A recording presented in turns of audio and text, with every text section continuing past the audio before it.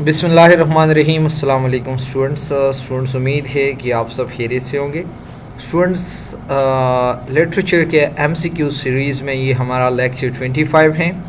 इससे पहले बेटा ऑलरेडी इंग्लिश विद मोहम्मद हिलाल पे 24 लेक्चर्स अपलोड हुए हैं, जो कि बहुत ही ज़्यादा इम्पोर्टेंट लेक्चर है। अगर आप वाकई जो है इंग्लिश लेक्चरशिप या ऐसे सब्जेक्ट स्पेशलिस्ट के लिए अगर आप तैयारी कर रहे हो तो बेटा ये लेक्चर्स आपके लिए हैं। आप किसी भी कमीशन एग्ज़ाम के लिए तैयारी करते हो, फेडरल पब्लिक सर्विस कमीशन के लिए, केपीके पब्लिक सर्विस कमीशन के लिए, सिंध पब्लिक सर्विस कमीशन के लिए, बलूचिस्तान पब्लिक सर्विस कमीशन के लिए, पंजाब पब्लिक सर्विस, कोई भी कमीशन एग्ज़ाम के लिए अगर आप तैयारी करते हो इंग्लिश लिटरेचर रिलेटेड, सो बेटा these lectures are very very important for you. इससे बढ़ के बेटा अगर आपको ये सारे नोट्स पीडीएफ में चाहिए तो बेटा हमारा व्हाट्सएप नंबर जो है आपको डिस्क्रिप्शन में मिल जाएगा, आप जाके वहाँ से आप ले सकते हैं। बेटा हमारे पास ये सिर्फ ना सिर्फ ये नोट्स है, बल्कि लिंग्विस्टिक के और इंटरव्यू के सारे नोट्स हमारे पास मौजूद हैं। आप अभी विज़िट कर सकते हैं और अभी आप हासिल कर सकते हैं। बेटा सब पहला नंबर जो हमारा एमसीक्यूज़ है या ऑनलाइनर है बेटा, इंतहाई इम्पोर्टेंट है बेटा। डेफिनेशन ऑफ लव, ये हमारे पास एक पोएम है और ये पोएम किसने लिखी है? विलियम काउपर ने लिखी है। द टास्क, याद रखिएगा बेटा, ये विलियम काउपर का लास्ट पोएम है, द टास्क। ठीक है बेटा, ये बड़ा इंपॉर्टेंट लाइन है, आप लोगों ने कई दफ़ा सुना होगा कि मैं God made the country and man made the town. तो ये किसकी लिखी हुई पोएम है और ये किसकी लिखी हुई लाइन है? तो ये भी विलियम काउपर ने ही बोला है और ये उसके एक पोएम है। Henry Mackenzie is known as the man of feeling. The man of feeling किसको कहते हैं? तो बेटा हेनरी मैकेंजे को द मैन ऑफ फीलिंग कहते हैं। और ये द मैन ऑफ फीलिंग जो है ये असल में हेनरी मैकेंजी का एक नावल है। बेटा इंतहाई इंपॉर्टेंट है, आप ज़रा एक्टिव बैठ जाइएगा तो इंशाल्लाह आप लोगों का बहुत ही ज़्यादा फ़ायदा होगा। The father of Gothic novel, Gothic novel का जो फादर है वो हमारे पास कौन है? तो वो हमारे पास हॉरेस वॉलपॉल है। Horace Walpole is known as the father of Gothic novel.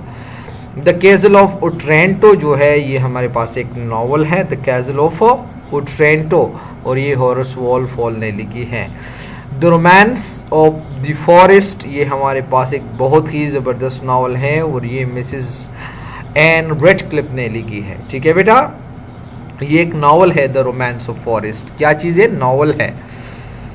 Next हमारे पास है 9 नंबर एमसीक्यू, बहुत ही ज़बरदस्त लाइन है और इसमें बहुत कुछ है कि I obeyed as a lover, sorry I sighted as a lover bite but I obeyed as a son. इसको मैं थोड़ा बेटा एक्सप्लेन कर देता हूँ, बहुत ही यानी सेंटिमेंटल लाइन है। एडवर्ड गिबन ने बोला है कि I sighted as a lover, यानी मैंने उसको जब पहली दफ़ा देखा तो मैं एज अ लवर था, but I obeyed as a son. Son को आप जो कुछ भी कहते हैं वो विलिंगली एक्सेप्ट करता है कि जी ठीक है मैं करता।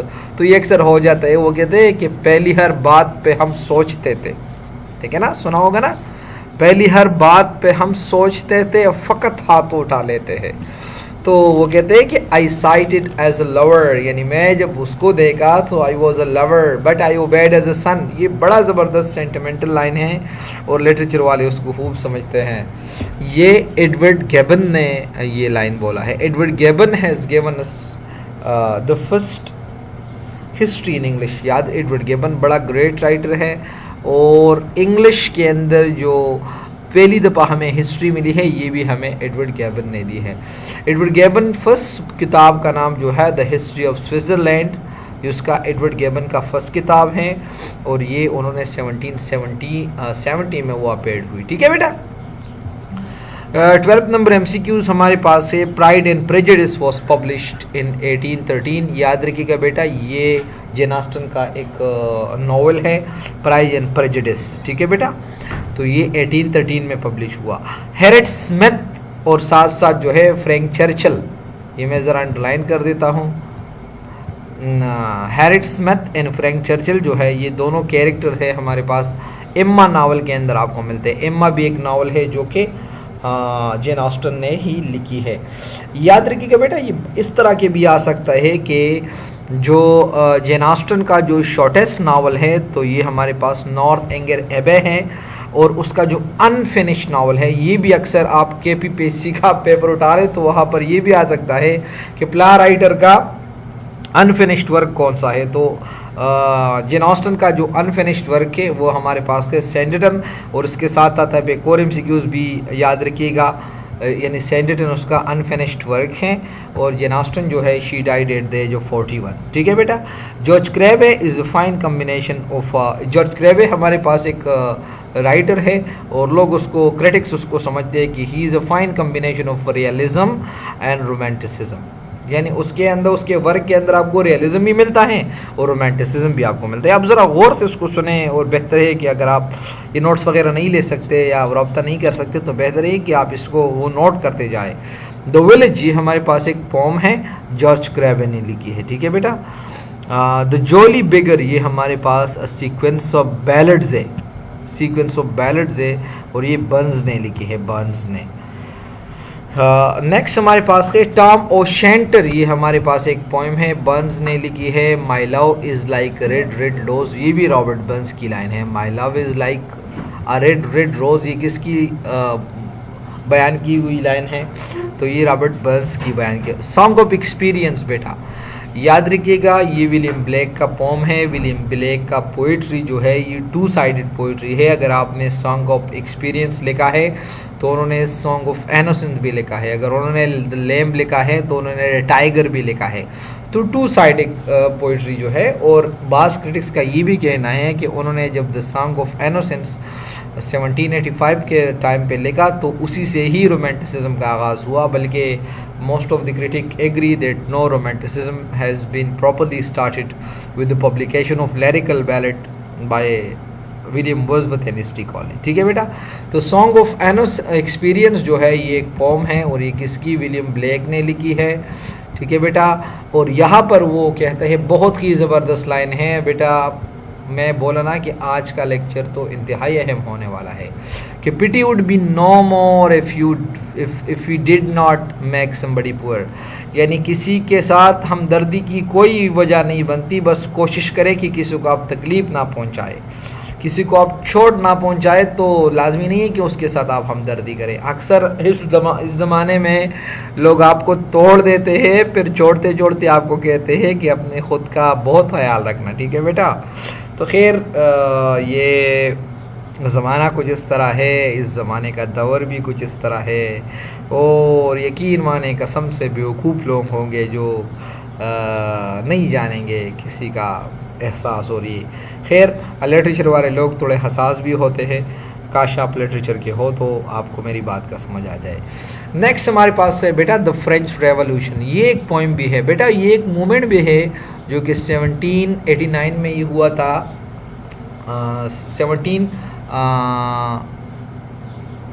1779 में ये हुआ था। फ्रेंच रेवोल्यूशन एक मूवमेंट था, और ये फ्रेंच रेवोल्यूशन ये एक पोम भी है जो कि विलियम ब्लेक ने लिखी है। हॉली थर्सडे, ये हमारे पास हॉली थर्सडे ये हमारे पास एक पोएम है, ये किसकी? विलियम ब्लेक की पोएम है। सैटेनिक स्कूल, सैटेनिक, अच्छा आप लोगों ने सलमान रश्दी का नाम सुना होगा। सैटेनिक वर्स उसने लिखा था, फिर उसको एग्जीक्यूट किया गया था, उसको वो मारा गया था। ठीक है। So satanic school was a name applied by Robert Southey. Robert Southey हमारे पास एक रोमांटिक पोएट है, फर्स्ट जनरेशन से बिलोंग करता है। तो ये नेम जो है उन्होंने अप्लाई किया था किसके लिए? उसके साथ एक क्लास ऑफ राइटर्स थे, उनके लिए उन्होंने ये वर्ड अप्लाई किया था, सैटेनिक स्कूल। और इस क्लास के अंदर जो हेड थे वो हमारे पास शेले एंड बायरन थे। दोबारा मैं बता देता हूँ, शेले एंड बायरन का एक, दोनों हमारे पास लास्ट जनरेशन के या यंगर जनरेशन के पोइट्स थे रोमांटिक के, उन्होंने एक स्कूल ऑफ पोइट्स बनाए थे। ठीक है ना। तो रॉबर्ट साउथी ने उस स्कूल के लिए सैटेनिक स्कूल का नाम दिया गया। ठीक है। और असल में ये शेले और ये वो थोड़े सैटेनिक भी थे, याद रखिएगा। उन्होंने डिफेंस ऑफ इस्लाम लिखा, उन्होंने जो है और भी एक वर्क अभी में द नेसेसिटी ऑफ एथियज्म उन्होंने लिखा, जिसकी वजह से वो यूनिवर्सिटी से भी निकाला गया था। ठीक है बेटा। तो सैटेनिक स्कूल जो है रॉबर्ट साउथी ने एक क्लास ऑफ राइटर्स के लिए अप्लाई की, और वो क्लास ऑफ राइटर के अंदर शेले एंड बायरन था।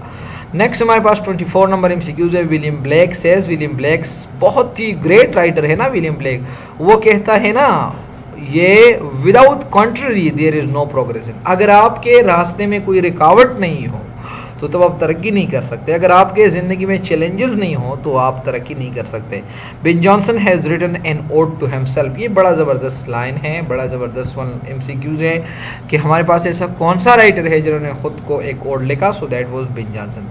द होरेशियन ओड जो है ये याद रखिएगा, एन होरेशियन ओड जो है ये एंड्रयू मॉर्वेल ने लिखा था, in which he celebrated Cromwell returns from the Ireland. उन्होंने एक ओड लिखा था, होरेशियन ओड। और जब ओलिवर क्रॉमवेल जो है आपको पता है जो कि कॉमनवेल्थ के पीरियड तक वो रहा है, मैं आपको डेट भी अब दूंगा, 1649 से लेके 1658 तक, फिर 2 सालों में उसका बेटा भी आया था, उसका वो जब डेथ हो के, तो ये जो है वो कॉमनवेल्थ का हेड रहा और उन्होंने बेटा न्यू मॉडल आर्मी अपने लिए तैयार की। बड़ा ग्रेट बंदा था, आप जाके उसको विजिट कर ले आपको।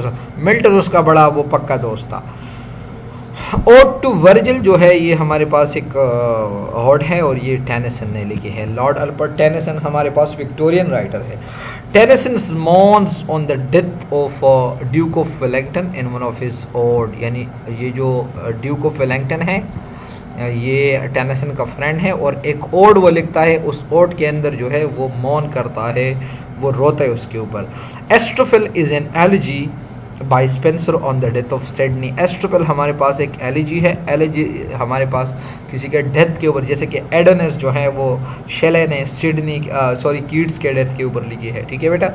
तो ये एस्ट्रोफिल हमारे पास एक एलिजी है और ये स्पेंसर ने लिखी है on the death of Sir Philip Sidney. Heroic stanza, ये आपने बिल्कुल, ये तो बस अभी किसी हाथ पे लिखे, हथेली पे लिखे ताकि ना भूले। Is an elegy by Dryden on the death of Cromwell. Heroic stanza जो है ये असल में नाम, अब बंदा कंफ्यूज। हीरोइक स्टेंजा ये हमारे पास एक एलिजी है।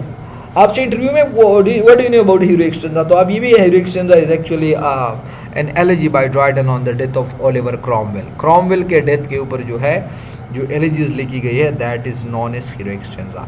सो बेटा this was about today's lecture. और कोई सवाल हो तो आप पूछ सकते हैं, सवाल ना हो तो बेटा हमारे साथ रहे, आप लोगों का बहुत ही ज़्यादा फ़ायदा होगा। इससे बढ़ के बेटा अगर आप लेक्चरशिप के एस्पिरेंट हो तो बेटा आप डटे रहें, आप मेहनत करें, आप यकीन माने, आप दिन रात एक करें, बस आप सब कुछ छोड़े। यकीन माने अपने रूम में जो है अपना ज़िंदगी मुख्तस कर लेकिन नहीं, I have no friend, I have no even desire to go out and spend time with friends and this and that and that and that and that. तो बेटा यकीन माने जब आप परसिस्टेंट रहे, हार्ड वर्क करें और आप सिंसियर रहे तो इंशाल्लाह बेटा मैं लिख के दूंगा कि कामयाबी आप लोगों का मुकद्दर होगी। थैंक यू बेटा, अल्लाह हाफिज़।